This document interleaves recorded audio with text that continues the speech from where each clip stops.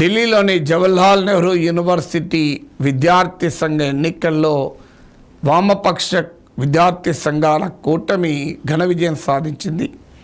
All India students association, student federation of India, అలాగే బిర్సా అంబేద్కర్ పూలే student association, Dalit విద్యార్థి సంఘం, all India student federation అంటే ఈ కూటమి బీజేపీ ఆర్ఎస్ఎస్ అనుకూల అఖిల భారతీయ విద్యార్థి పరిషత్ పైన భారీ విజయాన్ని సాధించింది.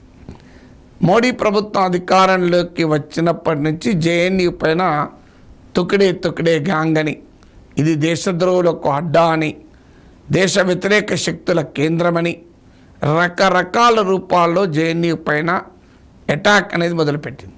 కేవలం విద్యార్థి సంఘాలపైనే కాదు, జేఎన్యూ ఇంటెలెక్చువల్ కమ్యూనిటీపై కూడా తీవ్రమైన అటాక్.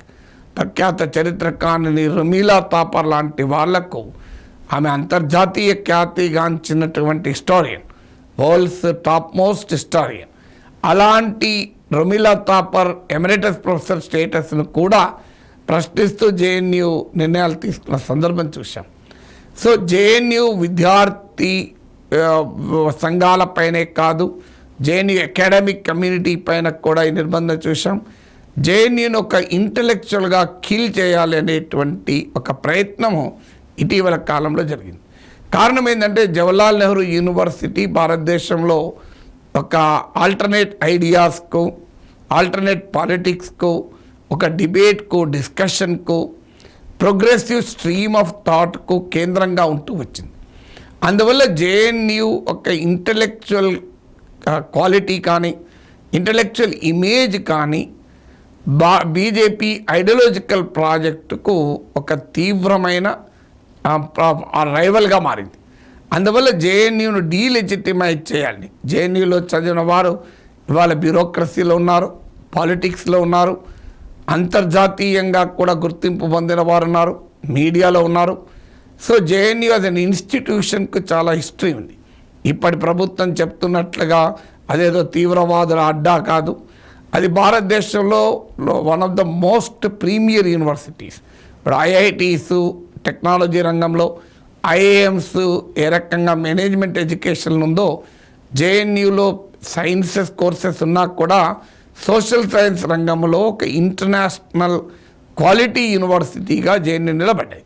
అఫ్కోర్స్ జేఎన్యూలో ఉన్న ఐడియాలజీ అంశంలో డిఫరెన్స్ ఆఫ్ ఒపీనియన్ ఉండవచ్చు, కానీ లెఫ్టా రైటా అని కాదు, అల్టిమేట్గా ఇంటలెక్చువల్ థాట్స్ను అది నర్చర్ చేయగలుగుతుంది ఒక యూనివర్సిటీ అనేది చాలా కీలకం. Ultimately JNU products will speak about it. జేఎన్యూలో చదివిన వారు ఇవాళ అనేక రంగాల్లో థాట్ లీడర్స్గా ఉన్నారు. అలాంటి యూనివర్సిటీ పైన తీవ్రమైన అటాక్ ఇంతకాలం జరుగుతూ వచ్చింది.